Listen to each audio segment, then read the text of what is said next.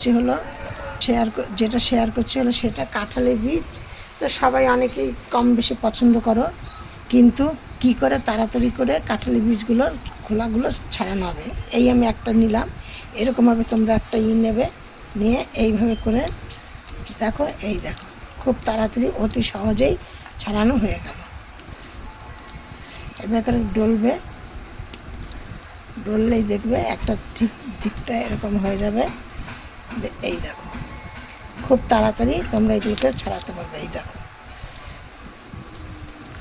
বুঝতে যাচ্ছে, এইভাবে তোমরা কাঁঠালের বীজ তাড়াতাড়ি করে ছাড়িয়ে তোমরা রান্না করো, খুব তাড়াতাড়ি কাঁঠালের বীজ ছাড়ানো হয়ে যাবে। বাহ, দেখো আমি খুবই অল্প সময়ের মধ্যে আমি একদম কাঁঠালের বীজগুলোকে খুব ভালোভাবে তোমরা ছাড়িয়ে দিচ্ছি।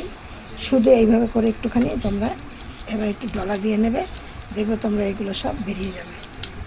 ঠিক আছে।